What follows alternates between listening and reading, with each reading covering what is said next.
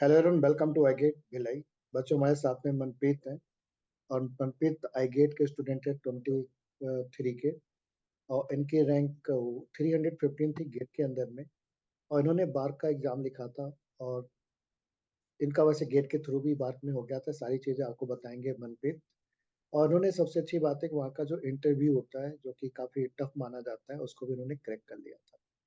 वहाँ पर भी इनको एक पॉजिटिव मिल रही थी और प्लस इनको एक पॉजिटिव मिल रही थी IOCL से।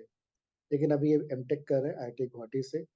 तो इनकी जर्नी के बारे में थोड़ा सा जानेंगे और प्लस हमारा आज का जो टारगेट है, क्योंकि सारे बच्चों का ये रिक्वायरमेंट था कि सब बार की प्रिपरेशन कैसे करें, बार का इंटरव्यू कैसे दें, उसका सिलेबस क्या है, उसके क्वेश्चन क्या है, डिफिकल्टी लेवल क्या है, कैसे अच्छा मार्क्स हम उसमें प्रोड्यूस कर सकते हैं, ला सकते हैं, जो भी टाइम हमारे हाथ में है। इसलिए भी हमने सोचा कि ठीक है, हमारे एक एलुमनी है, हर जगह पर है। तो उसमें से एक मनप्रीत है जो आपको बहुत अच्छे से गाइड कर सकते हैं, क्योंकि ये गेट में भी रैंक लाए हैं, बार का इंटरव्यू भी क्लियर किए हैं और प्लस IOCL में भी सिलेक्टेड थे। तो आपको बहुत ही अच्छे से गाइड कर सकते हैं। तो मनप्रीत, आपका बहुत बहुत वेलकम आई गेट के अंदर में, जिससे कि आप बहुत अच्छे से उसको गाइड करें, जिससे ये लोग भी बार के अंदर में अच्छा कुछ परफॉर्म कर सके। तो मनप्रीत, मैं आपको होस्ट बना देता हूँ, जिससे कि आप कुछ शेयर करना चाहें तो कर सकें। Yes sir. बना दिया आपको होस्ट।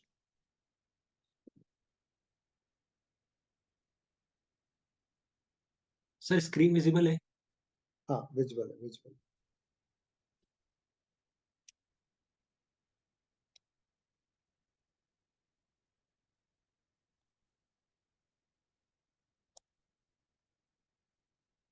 सर डॉक्यूमेंट डॉक्यूमेंट आ गया है, आ गया। स्टार्ट करो फिर। एक मिनट।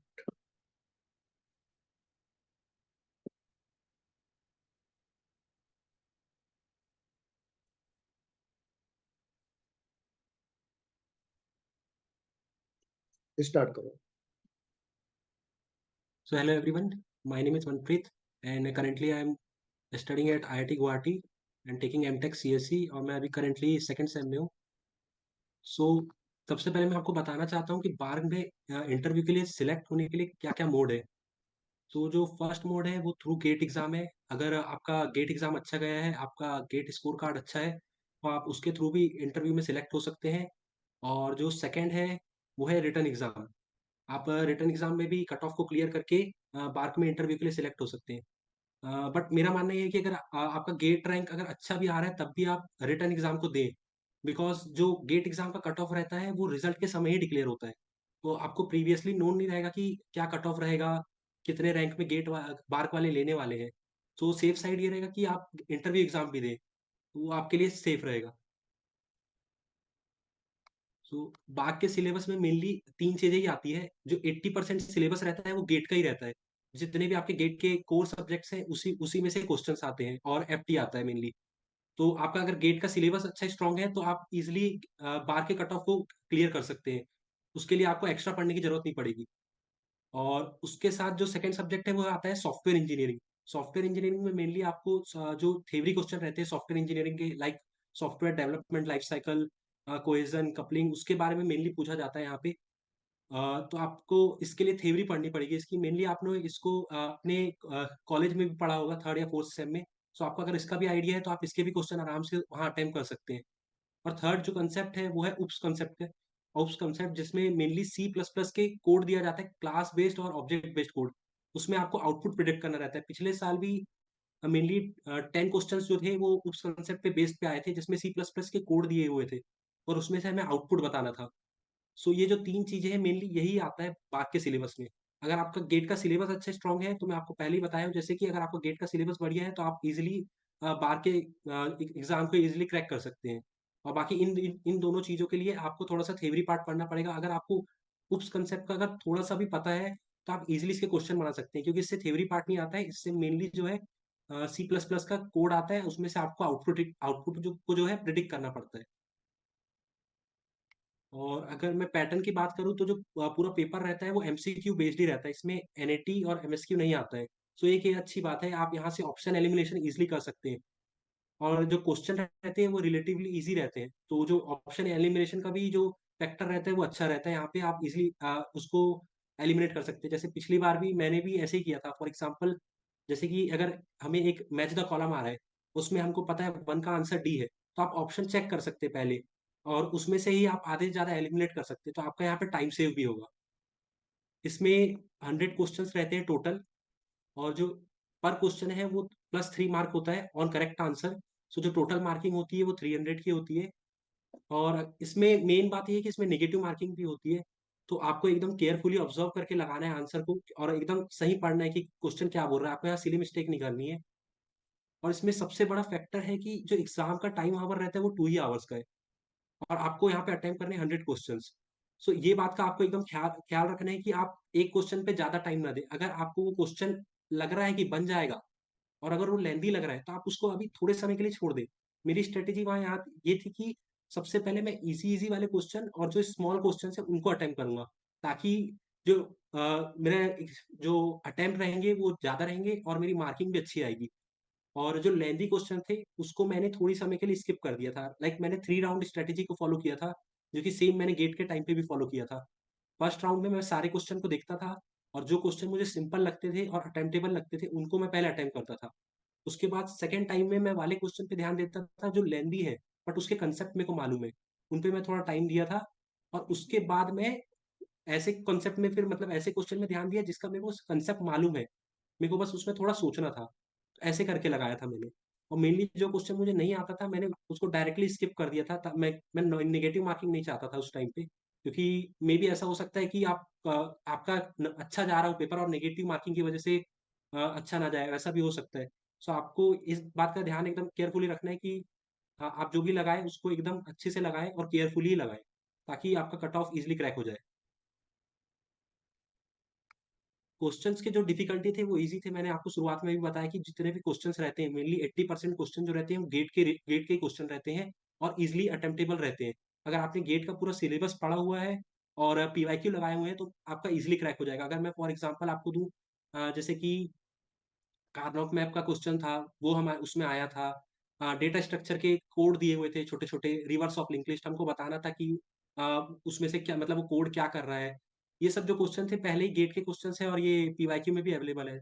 सो इसकी डिफिकल्टी लेवल जो थी वो पूरी ईज़ी थी। तो आप इसको आराम से बना सकते हैं, और जो आउटपुट बेस्ड क्वेश्चन है मैंने उसके लिए आपको बताया कि अगर आपको थोड़ा बहुत भी उसके कांसेप्ट के बारे में मालूम है, तो आप ईज़िली उसको अटेम्प्ट कर सकते हैं। आपको फिर दिक्कत नहीं जाएगी। 80% ऑफ द सिलेबस जो रहता है वो गेट का ही रहता है, और मैंने बताया बाकी 10% जो है वो सॉफ्टवेयर इंजीनियरिंग, और 10% जो है उसके कांसेप्ट पे रहता है। रिसोर्स के लिए आप आईगेट की जो वीडियोज़ हैं, क्लासेस वीडियो और नोट्स है, उसको फ़ॉलो कर सकते हैं। मैंने भी यही किया था, मतलब गेट के पेपर के बाद मैंने सिर्फ़ नोट्स को फ़ॉलो किया, और जो वीडियोज़ थी उनको फ़ॉलो किया, और बाकी पीवाईक्यूज़ लगाया। इसके अलावा मैंने कुछ नहीं किया था। और उस टाइम पे मैंने सॉफ्टवेयर इंजीनियरिंग और उसके कांसेप्ट भी नहीं पढ़ा था।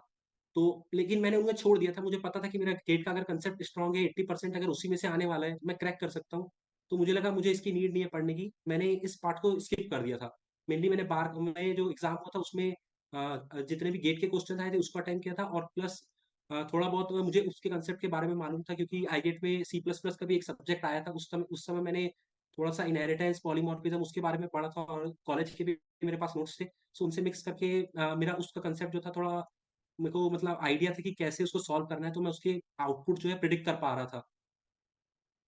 सॉफ्टवेयर इंजीनियरिंग के लिए आप जीएफजी को फ़ॉलो कर सकते हैं। इसमें जितना भी थ्योरी पार्ट है पूरा कवर किया गया है, और आउटपुट बेस्ड क्वेश्चन भी है, तो आप इसमें से अटेम्प्ट कर सकते हैं और थोड़ा बहुत पढ़ सकते हैं।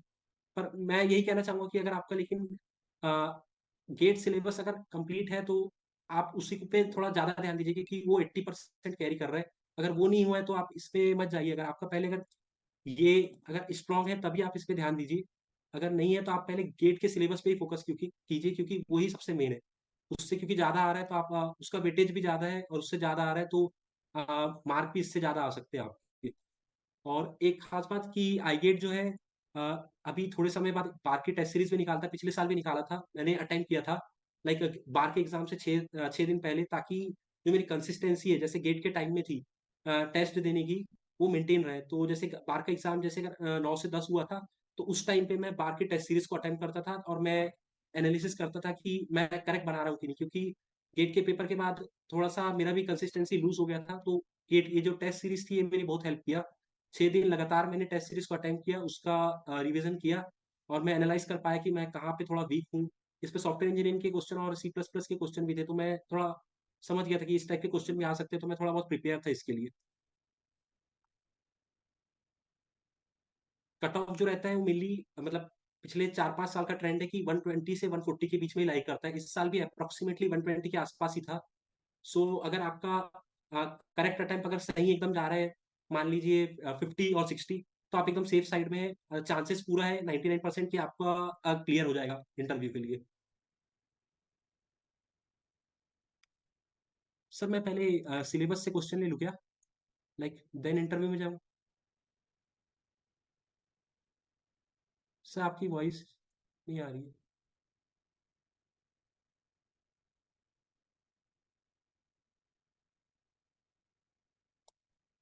सर आप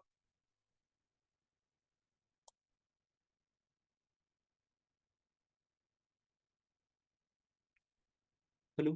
हाँ, आ गई, आ गई। वो मैंने अपने आप को अनम्यूट कर दिया था, इसलिए ऐसा हुआ था। आपको सर फिर पहले से गेट के सिलेबस का वो ले लूँ क्या, मतलब या फिर डायरेक्ट पूरा इंटरव्यू तक के ले लूँ? हाँ, आप पहले कुछ क्वेश्चंस डिस्कस करके इस टाइप के क्वेश्चंस आते हैं और उसके बाद फिर यस आप सर। डिस्कस कर दीजिए कि इंटरव्यू के अंदर में क्या होता है। बच्चे भी अपना क्वेश्चंस उस समय पूछ लेंगे वो लोग, ठीक है? तो मैं आपको वो बना देता हूँ फिर से पोस्ट,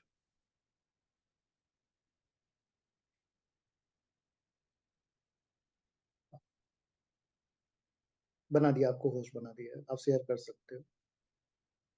सर मैं आगे फिर कंटिन्यू करूँ इंटरव्यू हाँ। प्रोसेस को? ओके।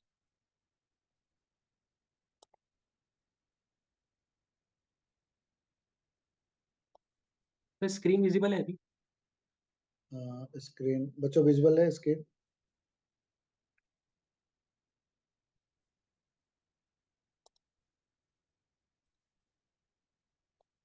नो।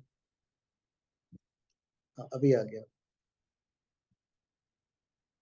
तो आप विजिबल है ना? हाँ, विजुअल है। सो मेरा जो मार्क्स आए थे इसमें टोटल 159 आए थे आउट ऑफ 300। एंड जो कट ऑफ था मैंने आपको बताया कि 120 के अराउंड जो था लाई कर रहा था। बट मेरा जो सिलेक्शन हुआ था वो गेट के थ्रू हो गया था। गेट का कट ऑफ आई थिंक 400 से 500 रैंक के बीच में आया था और मेरा 315 था। सो मेरा जो पहला इनका प्रायोरिटी रहता है वो गेट रहता है कि अगर आपका गेट से हो गया तो फिर इन लोग मार्क्स नहीं देखते। सो मेरा जो सिलेक्शन हुआ था वो गेट के थ्रू हुआ था। सो इंटरव्यू में सबसे पहले तो इन लोग डॉक्यूमेंट वेरिफिकेशन कराते हैं। मेनली उसमें आपके जितने भी डॉक्यूमेंट्स हैं वो सब वेरीफाई होते हैं। उसके बाद इन लोग इंटरव्यू के लिए आपको शेड्यूल करते हैं। तो इंटरव्यू में 6 पैनलिस्ट थे टोटल। तो सबसे पहले उन्होंने मुझे बोला कि अपना इंट्रोडक्शन बताओ, मतलब थोड़ा अपने बारे में बताओ। तो मैंने वहाँ पे अपना नाम, कहाँ से हूँ, मेरा कॉलेज कौन सा था, बीटेक के लिए अभी एमटेक में मेरे लिए कौन से मतलब कौन से ऑफर आ सकते हैं वो सब उनके पास एक फॉर्म था उसमें लिखा हुआ था, उन लोग उसमें से भी पूछ रहे थे। और फिर मैंने अपना थोड़ा-सा प्रोजेक्ट के बारे में बता दिया था कि मतलब मैंने कॉलेज में क्या किया हूँ। एंड उसके बाद उन्होंने मेरे को बोले कि अपने कोई 5 फेवरेट सब्जेक्ट लिखो। सो मैंने ये सब्जेक्ट्स लिखे थे, CDS algo, theory of computation, compiler design, operating system, digital logic.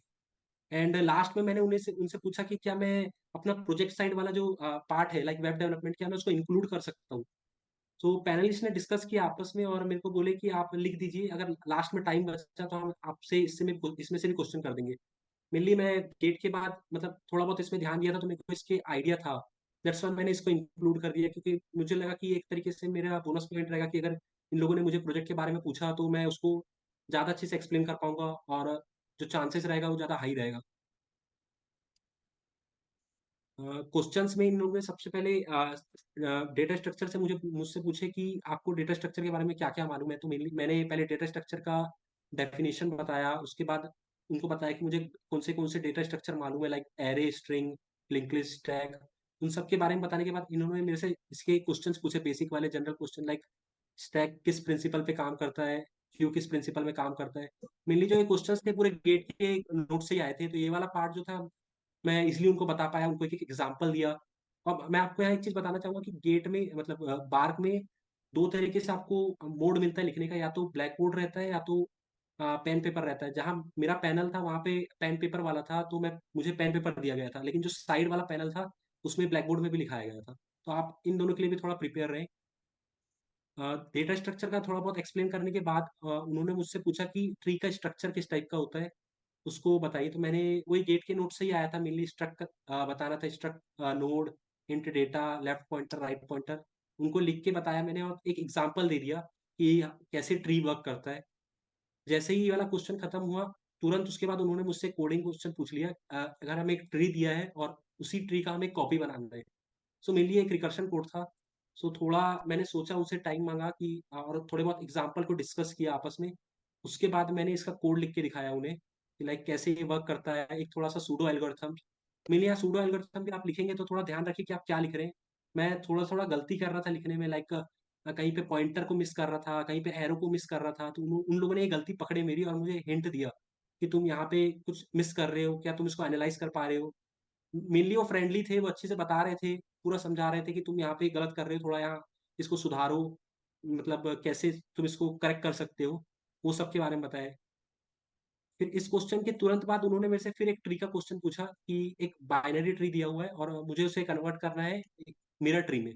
मैंने एक यहाँ पे एग्ज़ाम्पल लिया हुआ हूँ, लाइक ये डायग्राम, ये ट्री मुझे गिवन है 1, 3, 2, 4, 5, 4, मुझे इस प्रकार का ट्री जनरेट करना है। यानी जो लेफ्ट पॉइंटर है उसको राइट करना है और जो राइट पॉइंटर है उसको लेफ्ट करना है। सो इसके लिए सबसे पहले तो मैंने वही स्ट्रैटेजी फ़ॉलो किया कि बेसिक वाला पहले 2-3 एग्ज़ाम्पल लिए, उनके साथ डिस्कस किया, उनको बताया कि मेरा दिमाग में ये चल रहा है, मेरे दिमाग में ये अप्रोच आ रहा है, ताकि उनको लगे कि मैं इसके बारे में सोच रहा हूँ। जैसे ही डिस्कस करने के बाद फिर मैंने थोड़ा-सा सूडो एल्गोरिथम लिखना चालू किया। शुरुआत में तो मेरे को आइडिया नहीं आ रहा था, मैं थोड़ा सोच रहा था, तो तब उन्होंने मुझे हिंट देना फिर से चालू किया कि ये वाली टेक्निक आप यूज़ कर सकते हो, ये वाली टेक्निक आप यूज़ कर सकते हो। उन लोगों ने मेरे को थोड़ा ऐसा बताया। तो उसके बाद मैं इस कोड को पूरा लिख पाया और इस कोड में भी सेम उन लोग वही एनालाइज़ कर रहे थे कि तुम क्या लिख रहे हो। फिर अगर तुम मतलब सिंटैक्स एरर कर रहे हो, तो फिर वो बोलते थे कि इस लाइन में कुछ मिस्टेक है, क्या तुम उसको एनालाइज़ कर पा रहे हो? सो ये भी बहुत मैटर करता है कि आप जो लिखे वो एकदम करेक्ट लिखें। मतलब कि अगर उन लोग को मतलब लगना चाहिए कि हाँ, इसको पूरा सिंटैक्स वाइज़ मालूम है। ये क्वेश्चन जैसे ही हुआ उस समय जब मैं इसको एक्सप्लेन कर रहा था, तब उन्होंने मुझसे मैंने मतलब उनको बोला कि ये फंक्शन कॉल हो रहा है, इनसाइड में स्टैक क्रिएट हो रहा है, उसके बारे में। तुरंत उन्होंने उस क्वेश्चन को लिंक करते हुए मुझसे क्वेश्चन पूछ लिया कंपाइलर डिज़ाइन से कॉल स्टैक के बारे में। कैसे कंट्रोल लिंक वर्क करता है, कैसे एक्टिव लिंक वर्क करता है, स्टैक के अंदर क्या रहता है। तो मैं आपको यहाँ पे एक चीज़ बताना चाहूँगा मेनली, मैंने भी मतलब इंटरव्यू से जाने से पहले 2-3 वेबसाइट पे पढ़ा था लोगों के इंटरव्यू। उससे मैंने ये फाइंड किया था कि आप जो बोलोगे ना, उसी पे डिपेंड करेगा नेक्स्ट क्वेश्चन। अगर जैसे मैं यहाँ पे मैंने फंक्शन कॉल के बारे में बोला, उन्होंने तुरंत मुझसे कॉल स्टैक के बारे में पूछ लिया। तो उनके दिमाग में पहले से प्री डिफाइंड क्वेश्चन नहीं रहते हैं। वो आप जो बोलोगे उसके ऊपर डिपेंड करेगा कि जैसे आपने कुछ टर्म बोले, फॉर एग्ज़ाम्पल इंटरप्ट बोले, तो वो मेबी उसको फिर खींच सकते हैं उन लोग 30 मिनट आराम से। आप बोलते जाओगे उसके बारे में, वो और डेप्थ में जाते जाएँगे। तो आपको इस बात का एकदम ख़्याल रखना है कि आप जो बोले वो एकदम मतलब सोच समझ के बोले कि ये टर्म मुझे पहले से पता हो, वरना उससे वो क्वेश्चन बना सकते हैं। फॉर एग्ज़ाम्पल जैसे मैंने बताया कि फंक्शन कॉल के बारे में बोला, तो उन्होंने मुझसे कॉल स्टैक के बारे में पूछ लिया और कॉल स्टैक में उन लोग फिर डेप्थ में भी गए थोड़ा कि कंट्रोल लिंक कैसे वर्क करता है, एक्टिव लिंक कैसे वर्क करता है, इसका एक डायग्राम बना के बताओ। कॉल स्टैक के अंदर क्या होता है, लोकल आर्गुमेंट कैसे पास होते हैं, ग्लोबल आर्गुमेंट होते हैं कि नहीं उसके अंदर, ये सब। मेनली ये भी गेट के सिलेबस में ही था, कंपाइलर डिज़ाइन के अंदर था, सर ने पढ़ाए थे, तो मैं इसको ईज़िली समझा पाया। मैंने एक एग्ज़ाम्पल ले लिया था, सबसे बेस्ट तरीका वहाँ पे ये रहता है कि एक एग्ज़ाम्पल ले लो। कुछ कांसेप्ट अगर बोलते नहीं बन रहा है या समझाते नहीं बन रहा है, तो एग्ज़ाम्पल के थ्रू वहाँ पे एकदम अच्छे से आप समझा सकते हो। मैंने सेम कोड को जो यहाँ पे लिखा था वहाँ पे सूडो कोड में, उसी के मतलब वहाँ पे मैंने कॉल स्टैक बना-बना के दिखा दिया कि कैसे वर्क करता है, कैसे लिंक टूटेगा, कैसे रिटर्न एड्रेस होगा, वो सब बताया। उसके बाद डेटा स्ट्रक्चर खत्म होने के बाद इन लोगों ने मुझसे पेजिंग के कांसेप्ट के बारे में पूछे कि पेजिंग कैसे काम करता है। मेनली फिर यहाँ पे भी मैं सबसे पहले पेजिंग का जो कांसेप्ट कैसे आया, मेमोरी मैनेजमेंट यूनिट से, उसको बताया, इसकी ज़रूरत क्यों पड़ी उसको बताया। उसके बाद फिर मैंने यहाँ पे एग्ज़ाम्पल लिया कि कैसे लॉजिकल एड्रेस जो है कन्वर्ट होता है फिज़िकल एड्रेस में। इस पूरे प्रोसेस को मैंने बताया, फिर उन्होंने मुझसे उसी के अंदर पूछ लिया कि पेज फॉल्ट क्या होता है? कैसे अगर पेज फॉल्ट हुआ तो क्या प्रोसेस अप्लाई करोगे? डिमांड पेजिंग के बारे में। सो मेनली मैं जैसे-जैसे यहाँ पे एक-एक आंसर देते जा रहा था, एग्ज़ाम्पल में कुछ-कुछ बताते जा रहा था। फॉर एग्ज़ाम्पल टीएलबी को ऐड कर रहा था, तो क्यों ऐड करते हैं? टीएलबी के अंदर क्या स्टोर होता है? कुछ फॉर्मूलेज हो गए, वो सब उन लोगों ने यहाँ से पूछे मुझसे। एंड उसके बाद यहाँ पे थोड़े डिफिकल्ट क्वेश्चन भी पूछे मुझसे, मेनली जो बुक में थे। मैंने थोड़ा बहुत उसका बेसिक बेसिक पढ़ा हुआ था, मुझे थोड़ा बहुत आइडिया था, तो मैंने उनको बेसिक बता पाया। और जिस पार्ट में मुझे लगा कि इसके बारे में नहीं पता है, उन्हें मैंने डायरेक्टली बोल दिया कि सर आई डोंट नो, मुझे इस कंसेप्ट का ज़्यादा आइडिया नहीं है, मुझे बेसिक सा आइडिया है। उसमें भी मैंने थोड़ा बहुत एग्जाम्पल लेके बता दिया, मैंने थोड़ा बहुत पढ़ा था बुक से, तो उसको मैंने थोड़ा बहुत एक्सप्लेन किया हूँ। एंड आफ्टर दैट उनमें से एक पैनलिस्ट ने मुझे पूछा कि यूनिवर्सल गेट्स क्या होते हैं, क्या तुम उसका ट्रुथ टेबल सबके बना के बता सकते हैं, and what is truth table. उसके बाद उन्होंने पूछे कि minimum number of NAND gates कितने लगेंगे फॉर एंड और नॉर गेट, उसका बुलियन सिंप्लीफिकेशन लिख के बताओ पहले, एंड उसके बाद उसको ड्रॉ करके बताओ कि कैसे वो विजुअलाइज होगा। तो ये थोड़ा सा यहाँ पे ट्रिकी पार्ट था मेरे लिए, क्योंकि पहले मुझे बुलियन से उसको सिंप्लीफाई करना था। मुझे नैंड गेट तो पता था कि कितने लगेंगे, लेकिन उनको वहां पे चाहिए था कि तुम उसको पूरा सिंप्लीफाई कर करके बताओ, एक एक स्टेप बताओ, उनको समझाना पड़ा मुझे कि कैसे वर्क कर रहा है। एंड के बाद उन्होंने मुझसे सीओए के क्वेश्चन भी पूछ लिए। मेनली मैंने यहाँ पे लिखा नहीं था सीओए की मतलब फेवरेट सब्जेक्ट में, बट उन्होंने मुझसे पूछ लिए, वहाँ के एक पैनलिस्ट ने। मैं उनको बोल नहीं पाया कि सर मैंने लिखा नहीं हूँ, पर आप मुझसे उससे वाला क्वेश्चन कर रहे हो, ये एक निगेटिव इम्पैक्ट पड़ जाता। बट शुरुआत उन्होंने मुझसे वॉन न्यूमैन आर्किटेक्चर से की थी, तो मुझे थोड़ा बहुत इसका आइडिया था, डायग्राम पता था मेमोरी यूनिट का। तो मुझे लगा मैं इसका आंसर दे सकता हूँ, तो मैंने आंसर दिया, मैंने मुझे कुछ बोला नहीं, मैंने इसका आंसर देना चालू किया। इसका भी मैंने सेम वही डायग्राम बना के बताया कि कैसे वॉन न्यूमैन आर्किटेक्चर रहता है, कैसे मेमोरी से ये लिंक रहता है, वो सब। उसके बाद फिर उन्होंने मुझसे पाइपलाइन के कंसेप्ट के बारे में पूछा, सेम वही गेट का सिलेबस में जो एग्जाम्पल थे मैंने वही लिखा, उसी को एक्सप्लेन किया, एक पाइपलाइन बना के बता दिया कितने स्टेजेस, मतलब के स्टेजेस की एंड और कैसे वर्क करेगी। फिर उन्होंने मुझसे इसमें फॉर्मूलाज पूछे कि कितने नंबर ऑफ साइकिल्स लगेगी, एफिशिएंसी क्या होगी, थ्रूपुट क्या होगा। तो इन सब का मुझे एक एक एग्जांपल देना था, और स्पीड अप कैसे निकालोगे, नॉन पाइपलाइन से बेटर क्यों है पाइपलाइन, उसके बारे में। एंड उसके बाद उन्होंने मुझसे डायनामिक पाइपलाइन के भी क्वेश्चन किए। डायनामिक पाइपलाइन का भी सर ने पढ़ाया था थोड़ा सा, तो मैंने उनको पूरा जो मैंने पढ़ा था वो पूरा एक्सप्लेन कर दिया, एक डायग्राम बना के बता दिया कि कैसे डायनामिक पाइपलाइन वर्क करता है, मतलब क्या पॉइंट्स रहेंगे। और थोड़ा बहुत मैंने बुक से उसके बारे में पढ़ा हुआ था, थोड़ा थ्योरी, उसको मैंने एक्सप्लेन कर दिया। एंड इस पार्ट में थोड़े बहुत और क्वेश्चन थे जो थोड़े एडवांस थे, उसके मेरे को नाम याद नहीं थे, मैं उसको रिकॉल नहीं कर पाया। तो मैं वहाँ पे जवाब भी नहीं दे पाया उनके बारे में, मैंने बोला कि sir I don't know about that, like ये ज़्यादा अच्छा रहेगा, मतलब कुछ अगर घुमा फिरा के बोलने से अच्छा डायरेक्टली मना कर देना, वो ज़्यादा मेरे को बेटर लगा वहाँ पे। मैंने डायरेक्टली वहाँ पे मना कर दिया कि मुझे इसके बारे में आइडिया नहीं है। एंड उसके बाद उन्होंने लास्ट 10 मिनट के अराउंड उन्होंने वेब डेव के क्वेश्चन कर लिए कि बस प्रोजेक्ट के बारे में थोड़ा, कि किस स्टैक को तुम यूज करते हो। मेनली यहाँ पे भी फिर उन्होंने मुझसे सीएन के क्वेश्चन ही पूछे कि वेब पेज कैसे वर्क करता है, कैसे डीएनएस का कॉल लगती है, कैसे आईपी एड्रेस आता है। सो यहाँ पे भी उन्होंने मेरे से थोड़े बहुत सीएन के क्वेश्चन कर लिए। एंड उसके बाद थोड़ा बहुत उन्होंने मेरे प्रोजेक्ट के बारे में पूछा कि मतलब कॉलेज में क्या प्रोजेक्ट बनाए हो, क्या वर्क करता है उसके बारे में, और ये क्या हेल्प कर सकता है तुम्हारे, मतलब इसका रियल लाइफ में कुछ इम्प्लीमेंटेशन में वर्क है कि नहीं है। अगर आपका कुछ मतलब अगर प्रोजेक्ट प्रोजेक्ट ऐसा मतलब है, या आपको उसके बारे में आइडिया, तो आप वहाँ लिख सकते हैं, आप वहाँ से पूछ लीजिए, आपका एक तरीके से बोनस पॉइंट ही रहेगा। क्योंकि आप अगर इसको अच्छे से बता पाएंगे, तो क्योंकि वहाँ पे भी बार्क में भी मैंने इनके सेक्शंस में देखा था कि इन लोग मेनली किस किस सेक्शंस में काम करते हैं, तो उसमें एक सेक्शन था वेब डेवलपमेंट का। दैट्स वाई मैंने इसको इंक्लूड कर दिया, मुझे लगा एक तरीके से ये मेरे लिए बोनस पॉइंट होगा। इंटरव्यू के दौरान मैं 80% ऑफ द क्वेश्चंस को आंसर कर पाया। मेनली जो क्वेश्चंस थे वो गेट से सिलेबस में से ही थे, और थोड़े बहुत एडवांस थे, उसको आप बुक से कवर कर सकते हो। अभी क्योंकि टाइम है, तो आप थोड़ा बहुत बुक का रेफरेंस ले सकते हैं, और अपने गेट्स नोट्स को बस अच्छे से रिवाइज करो। और जो हो सके तो मेनली एग्जाम्पल को ज़्यादा लो वहाँ पे, ताकि आपको एक्सप्लेन करने में भी ईजी रहे और सामने वाले को जल्दी समझ आए। तो इससे आपका भी फायदा ही रहेगा। और जो ड्यूरेशन था मेरा इंटरव्यू का, वो टोटल 1 आवर 10 मिनट्स का था। उसमें इंट्रोडक्शन एंड ऑल जो पूरा था वो कवर होके ये टाइम मैंने बाहर नोटिस किया था।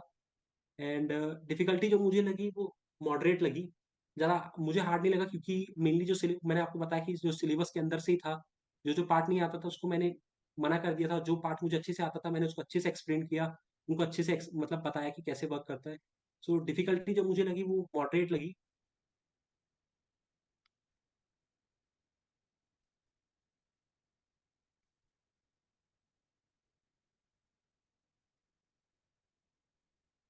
सर। यस यस, हाँ मनप्रीत, तो कंप्लीट हो गया। Yes sir. सर कुछ कुछ क्वेश्चन मैं रिकॉल नहीं कर पा रहा हूँ, मतलब बहुत सारे मतलब थोड़े एडवांस कंसेप्ट भी पूछे थे। Okay okay. मैं सोचा उसके बारे में, लेकिन रिकॉल नहीं कर पाया उसको। हम्म, तो बच्चों आप लोग अपना क्वेश्चंस पूछ सकते हैं, जो भी बात से रिलेटेड क्वेश्चन पूछना चाहते हैं वो लोग अपने क्वेश्चन आंसर कर सकते हैं।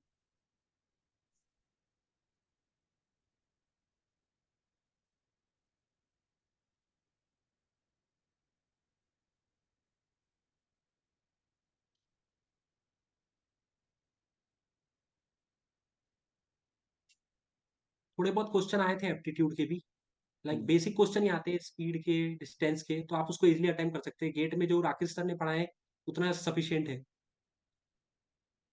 How many candidates GATE final selection every year? ये डिपेंड करेगा कि कितने सिलेक्ट होते हैं। मेरे टाइम पे 15 हुए थे और उससे पहले 12 हुए थे, तो वो उनके वैकेंसी पे डिपेंड करेगा। टेस्ट सीरीज अभी आई थिंक थोड़े समय में आ जाएगी, उससे आप अटेम्प्ट कर सकते हैं। आपको उससे थोड़ा आइडिया लग जाएगा कि किस टाइप के क्वेश्चंस आते हैं।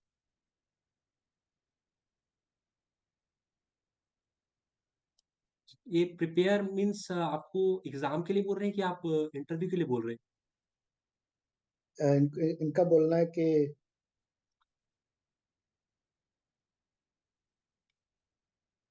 एग्जाम में तो मेनली आप, मैंने आपको बताया कि गेट का सिलेबस अभी आप मतलब पढ़े होंगे गेट का, तो आपको पूरा आइडिया होगा, तो आप मेनली गेट के सिलेबस को अगर कवर एल्गोरिथम, है पहले से। एल्गोरिथम तो जो है लिखने के लिए बोलते हो, तो आपको उसमें मतलब पूछ सकते हैं आपकी इंटरव्यू के अंदर में रहता है। एग्जाम में तो ऑब्जेक्टिव क्वेश्चंस रहते हैं, इसलिए वहां पर तो आपको एल्गोरिथम नहीं लिखना है एग्जाम के अंदर में। और लिखना रहेगा तो एग्जाम में इंटरव्यू मेनली के अंदर। एल्गोरिथम वाला मतलब कोड दिया रहेगा, जैसे गेट में आता है उसमें पूछ लेता है कि ये एल्गोरिथम क्या कर रहा है, बस इतना ही आता है। वो ऑब्जेक्टिव क्वेश्चंस रहेंगे।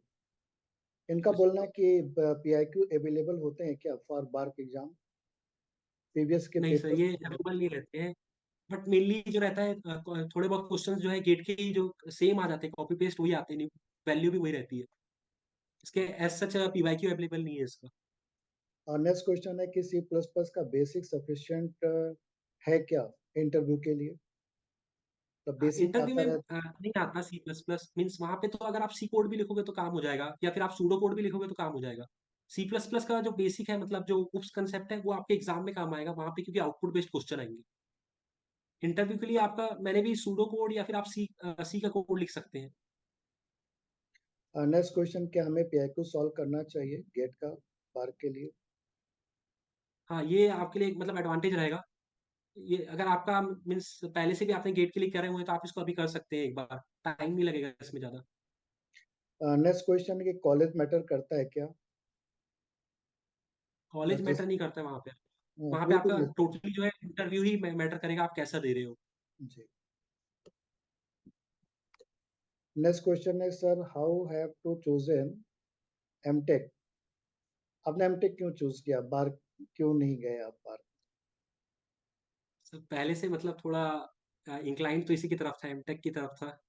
बट जब पार्क लगा तो थोड़ा इधर मतलब लगा कि क्या करूँ क्या करूँ, फिर मैंने आपसे सजेशन लिया, पेरेंट्स से बात किया, और बाकी जो मतलब कॉर्पोरेट वर्ल्ड में उनसे बात किया, और पार्क वालों से भी बात किया, तो सबका 50-50 था। उन्होंने बोले जहाँ भी जाओगे तुम्हारा अच्छा ही रहेगा जो भी रहेगा, सो जो तुम्हारा दिल कर रहा है वो लो। और शुरुआत से मेरा मन मतलब एमटेक की तरफ ही था, तो मैंने दैट्स व्हाई एमटेक ही चूज किया। तो सर डिसीजन भी मुझे सही लगा। अभी मतलब सब जैसा मैं सोचा था, प्लान किया था कि यहाँ पे मुझे ऐसा ऐसा करना है, सेम वैसे ही अभी चल रहा है। मे भी मतलब सब अच्छा ही जाएगा आगे भी। बिल्कुल बिल्कुल बिल्कुल। नेक्स्ट क्वेश्चन है कि they need to read books, books पढ़ने की जरूरत है क्या यहाँ पर टॉपिक के। आपने क्या बुक्स वगैरह फॉलो एग्जाम किया की है बार के लिए।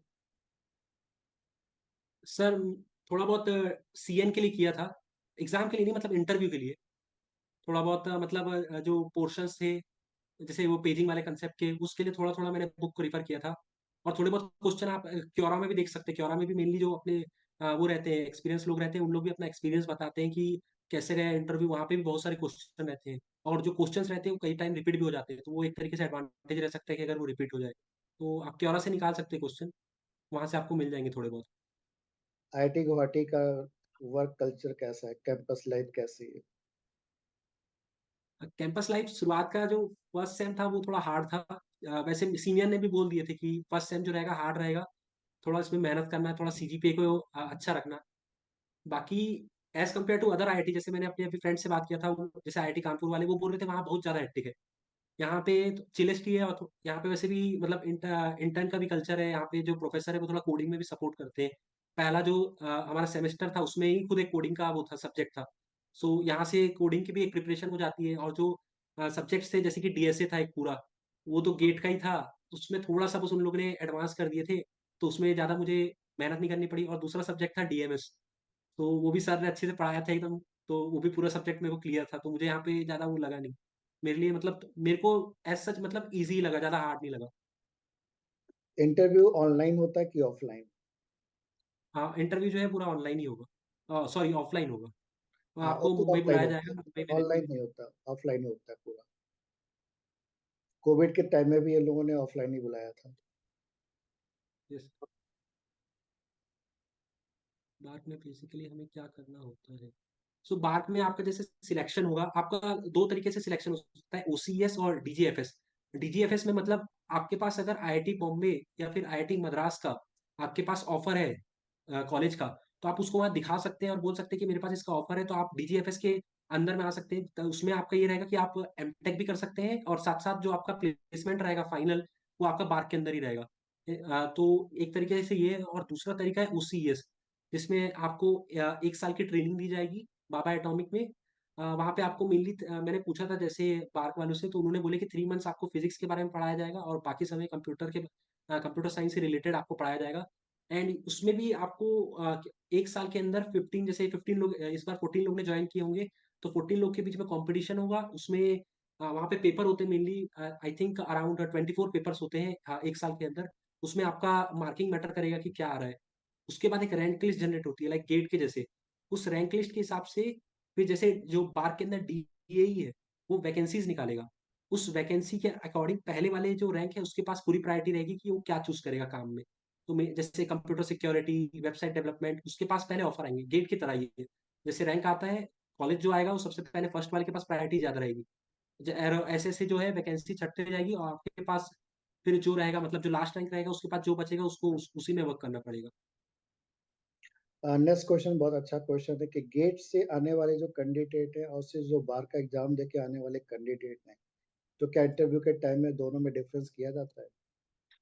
नहीं नहीं, इंटरव्यू में कोई डिफरेंस नहीं होता है। उन लोग बस एक बार पूछते हैं, क्योंकि उन लोग एक फॉर्म भराते हैं, उसमें लिखते हैं कि कोई आईआईटी आपके मतलब पॉसिबिलिटी क्या आपको लगने वाली है। बस उन लोग वहां पे शुरुआत में एक बार मेरे से पूछे थे कि कौन सा आईआईटी मिलने वाला है।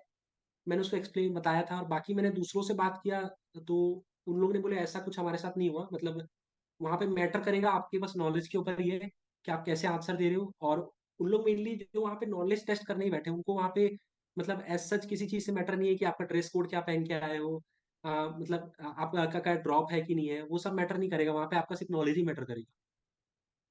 कॉलेज प्रोजेक्ट इम्पोर्टेंट रखता है क्या?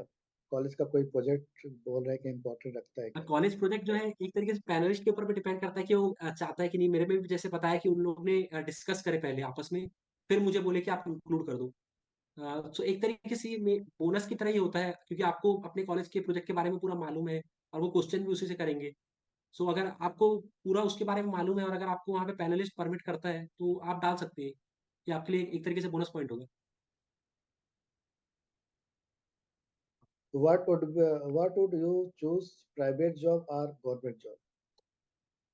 करेंटली तो मैं टेक जॉब ही मतलब प्रेफर कर रहा हूँ। गवर्नमेंट जॉब में भी अगर मुझे टेक के फील्ड में मिले तो मैं थोड़ा बहुत सोच सकता हूँ।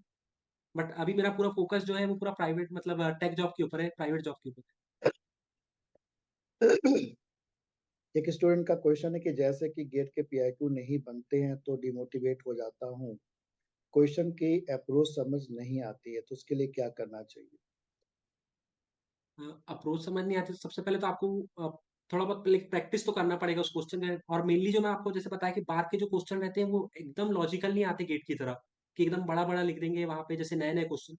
पूरे क्वेश्चन जो रहेंगे गेट के, जो गेट से रिलेटेड रहेंगे, वो पूरे एकदम बेसिक कंसेप्ट के ऊपर ही रहेंगे। तो अगर आपका बेसिक कंसेप्ट क्लियर है, स्ट्रॉन्ग है, तो आप इजिली उसको क्रैक कर पाएंगे। और सेकंड एडवांटेज ये है कि एमसीक्यू बेस्ड है, सो ऑप्शन एलिमिनेशन भी एक अच्छा वहाँ पे फैक्टर है।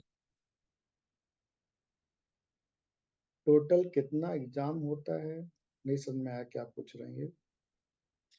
एमटेक के लिए भी इंटरव्यू होता है क्या आईटी में? आईआईटी गुवाहाटी में तो नहीं होता है। पिछले साल तो मेनली किसी भी कॉलेज में भी इंटरव्यू नहीं हुआ है। आईआईटी मतलब सीएसई आरए के लिए होते हैं, पर एमटेक जो सीएसई होता है उसके लिए तो पिछले साल आई थिंक किसी भी कॉलेज में इंटरव्यू नहीं हुआ। नहीं, हर जगह सब पे में कुछ डायरेक्ट। कोर्स, हाँ, कुछ कोर्सेज के लिए इंटरव्यू होता है, सारे कोर्सेज में इंटरव्यू नहीं होता है। और डायरेक्ट पे ये सिलेक्शन हो जाता है। इसरो के लिए पीआईक्यू को प्रिपेयर करना चाहिए या क्या फॉर बार एग्जाम के लिए? मतलब इसरो एग्जाम के लिए भी पीआईक्यू इसरो का के भी पीवाईक्यू जो रहते हैं वो मेनली गेट वाले ही रहते हैं, तो आप कर सकते हैं वहां से भी आपको मतलब अच्छा रहेगा, आपको भी वहां पे पता चलेगा कैसा आता है। और जो मैंने मतलब देखा है कि इन दोनों का भी जो लेवल रहता है वो बराबर ही रहता है।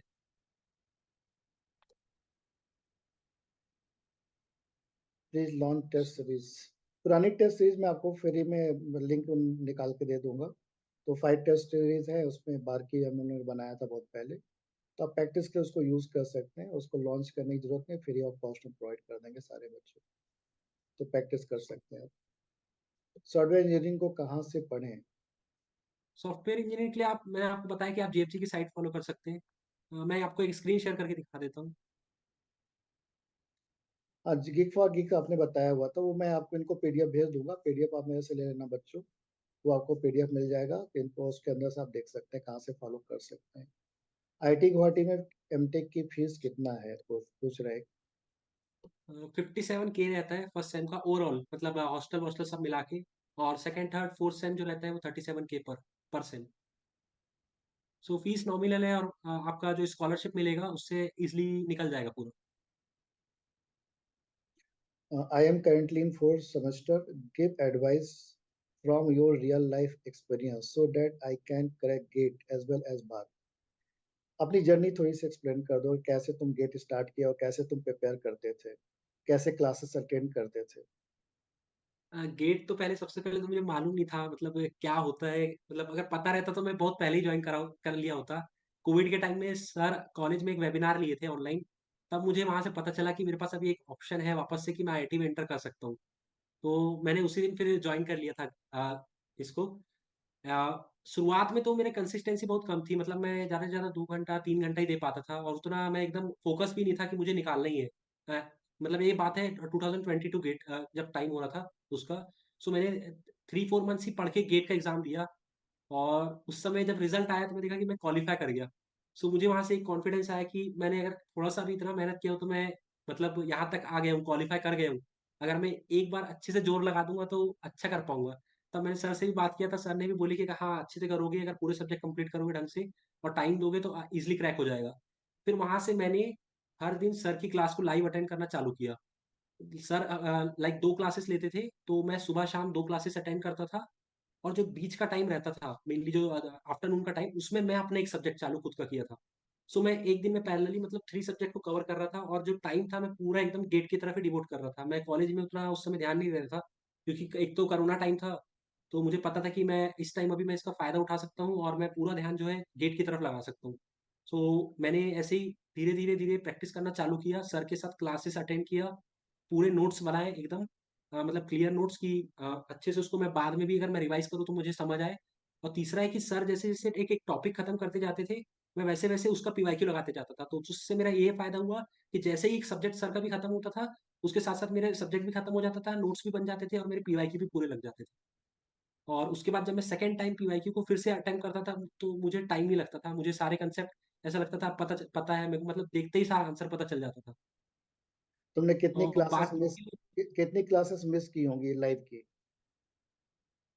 सर 2023 में तो एक भी क्लास मिस नहीं किया, लाइक जो सब्जेक्ट मैंने पढ़ा था उसको भी वापस से मैंने पढ़ा, जैसे टीओसी की मेरे पास 4 कॉपी है अभी, मतलब 4 बार मैंने टीओसी को पढ़ा, 2 बार ऑनलाइन 2 बार ऑफलाइन।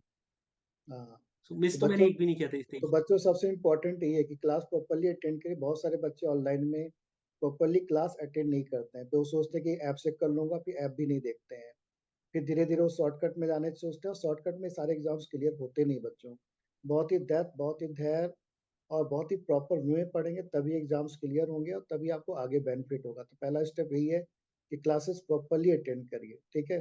क्लासेस प्रॉपरली अटेंड नहीं कर रहे हैं तो फिर कैसे क्वेश्चंस बनेंगे, कैसे आप एनालाइज कर पाओगे, कैसे आप पीआईक्यू सॉल्व कर पाओगे? फिर ऑटोमेटिक आप डिमोटिवेट हो जाओगे, फिर आगे नहीं कर पाओगे, दिक्कत हो जाएगी। तो इन लोगों में मैं जो खास बात देखता था, लोग कभी भी कोई भी क्लास मिस नहीं करते थे, जितनी बार भी क्लास लेता था उतनी बार आ जाते थे पढ़ने के लिए। और बहुत ही क्लास आते ही नहीं थे, एक्टिव भी रहते थे, आंसर देना, जवाब देना, फिर डाउट पूछना, ये सब भी लोग किया करते थे, इसलिए इनको बेनिफिट मिला बच्चों। नेक्स्ट क्वेश्चन यहाँ पे, already have taken drop after 12, will it be beneficial to take drop if not getting it IIT this year? इनका बोलना है कि 12 के बाद हमने ड्रॉप लिया था, यदि हमें आईआईटी नहीं मिलता है तो क्या हमें ड्रॉप लेना चाहिए इस साल? देखिए आपने मतलब इस साल गेट दिया है, अगर आपका रैंक अच्छा नहीं आ रहा है, लेकिन अगर आपको कोई लोअर आईआईटी या फिर एनआईटी मिल रहा है, तो मेरे हिसाब से अभी उसको ले लेना चाहिए और उसके साथ-साथ कंटीन्यूअसली गेट की प्रिपरेशन करना चाहिए। आप रिस्क मत लीजिए कि ड्रॉप लेने का, आप आईआईटी मतलब जो भी आपको मिले उसको जॉइन कर लीजिए, ताकि एक तरीके से आपके पास बैकअप रहे और आप उसके साथ प्रिपेयर करते रहेंगे जैसे तो आपका नेक्स्ट ईयर अगर अच्छा है तो आप फिर नेक्स्ट आईआईटी बिल्कुल। मतलब जॉइन कर सकते हैं। यहाँ पे भी आईआईटी गुवाहाटी में भी 2-3 लोग ऐसे हैं जो आईआईटी पटना को अभी ड्रॉप करके यहाँ पे आए हैं। उनका भी प्लान यही था। उन लोग ने ड्रॉप नहीं लिया था, उन्होंने आईआईटी पटना जॉइन कर लिया था 1 साल। वहाँ पे उन्होंने अपना गेट की प्रिपरेशन की और थोड़ा-सा कोडिंग पार्ट में भी अपना स्ट्रॉन्ग कर लिया और यहाँ पे आ गए। बिल्कुल बिल्कुल। पढ़ते टाइम कॉन्फिडेंस नहीं आ पाता। पढ़ते टाइम नहीं होता है, पढ़ने के बाद जो नोट्स बनाइए उसको रिवाइज करिए, प्रैक्टिस क्वेश्चन ज्यादा करिए। तो पढ़ने से कैसे कॉन्फिडेंस आ जाएगा कि अभी तो एक ही बार पढ़े हो ना, 2 बार 3 बार करना पड़ेगा आपको। क्वेश्चन ज्यादा बनाइए, इम्प्लीमेंट करिए थोड़ा सा, और दिमाग का भी यूज करिए थोड़ा सा। नेक्स्ट क्वेश्चन यहाँ पर, difference between GATE and BARC exam. तो गेट एग्जाम में तो एमएसक्यू, एनएटी और एमसीक्यू तीनों आता है। बार्क में मेनली मतलब पूरा एमसीक्यू पेपर रहता है और जो लेवल भी रहता है वो बहुत मतलब बार्क का जो रहता है इजी रहता है और गेट का जो रहता है वो अलग ही लेवल का रहता है। आप इसको कितने कंपेयर आवर नहीं कर सकते। आप कितने एक आवर बहुत पढ़ते ऊपर है, थे? एक आप कितने आवर पढ़ते थे क्लास अटेंड करने के बाद? सेल्फ स्टडी कितना करते थे? मतलब हावर्स से सर ऐसा कुछ डिपेंड नहीं था, टारगेट्स रहते थे मेरे पूरे।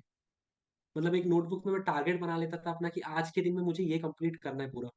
हाँ। सो आवर्स ऐसा सच नहीं था, लेकिन अगर अप्रोक्सीमेटली देखेंगे तो आप मतलब सुबह क्लास अटेंड किया, उसके बाद मैं सबसे पहले जो आपने पढ़ा है उसको रिवीजन करता था। फिर जो शाम को क्लास होने वाली है उसके लिए आपने जो पिछली बार पढ़ा है उसको मैं रिवीजन करता था। उसके बाद मैं जो क्वेश्चन है उसको लगाता था। फिर मैं अपना एक जो सब्जेक्ट पकड़ा हूँ उसको मैं प्रिपेयर करता था। आफ्टर दैट फिर मतलब जो उससे रिलेटेड क्वेश्चन है उसको बनाता था और फिर शाम को आपकी फिर से क्लास अटेंड करता था। सो डेली तो रूटीन यही था पूरा। हाँ, तो बच्चों में बता दूं कि मनप्रीत उस टाइप के स्टूडेंट है कि मतलब इनका बहुत ही कंसिस्टेंट रहते हैं, हर चीज प्लान वाइज करते हैं, मतलब ऐसा भी नहीं कि घूमना है टहलना है, ये भी है। इन्होंने कोडिंग भी किया, इन्होंने जॉब भी कॉलेज में लगाया था, कॉलेज में उनकी जॉब लग गई थी, 16 लाख की जॉब लगी थी, 16 लाख की। इनको ऑफर था 16 लाख का। और फिर उसके बाद उन्होंने गेट भी फोकस करके निकाला, और गेट निकालने के बाद बार्क में भी, फेसरो में भी। तो आप समझ सकते हैं इनके पास टाइम ही नहीं था घूमने टहलने का, बस एक ही था कि लाइफ में कुछ अच्छा कर जाना है। और आज इसलिए सक्सेस है अपनी लाइफ में, और आगे भी रहेंगे, क्योंकि इनके खून में ही मेहनत करना आ गया कि कैसे मेहनत करना है। ऑल 13 सब्जेक्ट बार के सिलेबस में है या कुछ एक्स्ट्रा इंक्लूडेड है? तो सी प्लस प्लस उन्होंने बताया बेटा, सी प्लस प्लस भी करना है, सॉफ्टवेयर इंजीनियरिंग भी करना है। ठीक है। कौन से सब्जेक्ट नहीं आते हैं, गेट के कौन से सब्जेक्ट है जो बार्क में नहीं आते मनप्रीत? मेनली जो है इंग्लिश वाला पोर्शन जो है वो अभी देखा मतलब पिछली बार भी नहीं आया था। बाकी तो हर से थोड़ा-थोड़ा जो आता है, हर हर हर सब्जेक्ट का थोड़ा-थोड़ा पोर्शन रहता ही रहता है। और बाकी वो डिपेंड करता है पेपर सेटर के ऊपर वो क्या रखना चाहते हैं। आपने टेक्स्ट बुक्स वगैरह भी फॉलो किया हुआ था गेट की पढ़ाई करते समय? टेक्स्ट बुक तो सर आपने जब बताया था मतलब थोड़ा-सा सीएन की थ्योरी के लिए करना है, बाकी किसी के लिए नहीं किया था। अच्छा। आपने किस मंथ तक सिलेबस कंप्लीट कर लिया था? सिलेबस मेरा अराउंड सितंबर के मिड में खत्म हो गया था और तब से फिर मैंने फुल लेंथ थोड़ा-थोड़ा देना स्टार्ट कर दिया था। कितने टेस्ट लिख डाले होंगे आपने? Number of test? सर मेरे पास कुछ-कुछ तो पीडीएफ भी थे, उसको भी मैं टाइमर लगा-लगा के देता था। अगर मैं उसको इंक्लूड कर लूँ तो अराउंड 65 फुल टेस्ट। तो बच्चों सबसे बेस्ट टाइम है सितंबर अक्टूबर तक, ट्राई करिए कि कोर्स कंप्लीट हो जाए। और अभी तो आपके पास रिकॉर्डेड वीडियोस भी अवेलेबल है, तो आप चाहें तो दिन भर, यदि आप कॉलेज नहीं जा रहे हैं या कॉलेज में स्टडी नहीं हो रही है, तो आप बैठ के दिन भर पढ़ सकते हैं, कोई भी सिलेबस, कोई भी टॉपिक, कोई भी सब्जेक्ट आप कंप्लीट कर सकते हैं। लाइब्रेरी ज़्यादा से ज़्यादा यूज़ करिए, लाइब्रेरी में जाके बैठ के पढ़िए।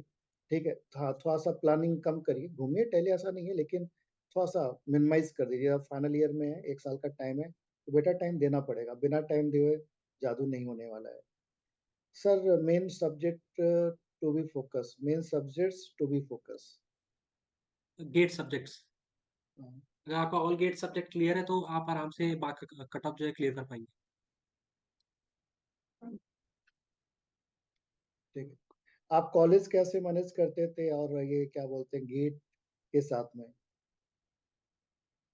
कॉलेज तो सर कुछ टाइम के लिए तो कोरोना टाइम था, बट जब ओपन हुआ तो उस टाइम पे मेनली वही रहता था मेरा टाइम कि अगर कॉलेज में कुछ नहीं हो रहा है, फ्री टाइम है पूरा, हाँ, तो मैं वापस आ जाता था और वापस से गेट की प्रिपरेशन करता था। तो उतना लोड नहीं था उस समय। एक बच्चा पूछ रहा है कि आप गेट, कोडिंग, वेब डेवलपमेंट सब कैसे मैनेज कर लिया? शुरुआत का तो जो 2.5 साल था उस समय तो गेट तक पता नहीं था, तो उस टाइम पे तो मेरा फ़ोकस पूरा वही था कि अब तो आईआईटी मिल नहीं सकता, मतलब कुछ रास्ता है नहीं। तो अब मेनली गे जॉब की तैयारी करता, तो उसमें उस टाइम पे मैंने जो 2.5 साल है, वो कोडिंग और अपना जो टेक मतलब वेब डेवलपमेंट के कॉलेज में ही बोलते थे कि जॉब लगाना है, तो उस समय थोड़ा ऐसा लगा, तो जो 2.5 साल था वो मैंने वहाँ पे कोडिंग और वेब डेवलपमेंट किया हुआ था। सो मुझे पूरा आइडिया था उसके बारे में। और उसके बाद फिर मैंने टोटली जो 1.5 साल है वो पूरा गेट के ऊपर ही फोकस किया। उस टाइम पे मैंने कुछ किया नहीं, मतलब कि वेब डेवलपमेंट या कोडिंग करना है ऐसा कुछ। उस टाइम जो है पूरा टोटली फोकस था गेट बस। एक क्वेश्चन और है कि मैंने 1 साल ड्रॉप लिया हुआ है आफ्टर बीटेक, तो क्या मुझे बिट्स और आईआईटी हैदराबाद पे फोकस करना चाहिए या 1 साल और ड्रॉप लेना चाहिए? मेरे हिसाब से तो देना चाहिए बिट्स और आईआईटी ट्रिपल आईटी हैदराबाद का एग्जाम। ये भी आईआईटी के बराबर के ही है। इनका भी प्लेसमेंट एकदम शानदार है और ये भी टॉप नॉच कॉलेज ही है। हाँ, बिल्कुल देना चाहिए और तो ड्रॉप छोड़ना नहीं के चाहिए, बारे देना चाहिए। मतलब कोई ना कोई ऑप्शन अब ले लेना चाहिए और ड्रॉप के बारे में नहीं सोचना चाहिए, ठीक है? तो और कोई क्वेश्चन कसिएगा बच्चों को, ठीक है? तो मैक्सिमम लोगों ने क्वेश्चन पूछा और अच्छे क्वेश्चन पूछे हैं। और मैं ये पीडीएफ भी आपको शेयर कर दूंगा ग्रुप में, वहाँ से भी देख सकते हैं। किसी को कोई कांटेक्ट करना होगा मनप्रीत से तो मेरे से कांटेक्ट नंबर भी ले सकते हैं, आप उससे डायरेक्टली कनेक्ट हो सकते हैं, डायरेक्टली गाइडेंस ले सकते हैं। लेकिन मेन पॉइंट ये है बच्चों, जिस तरह से लोगों ने कंसिस्टेंट होकर, आप देख रहे हैं कंसिस्टेंट होकर मेहनत किया है और लगातार मेहनत किया, तब जाके सक्सेस को मिली है इनको। आप भी इस तरह का सक्सेस चाहते हैं तो आपको भी एक कंटिन्यूअस कंसिस्टेंट होकर मेहनत करनी पड़ेगी और प्रैक्टिस करनी पड़ेगी, थ्योरी पढ़नी पड़ेगी, क्लास अटेंड करनी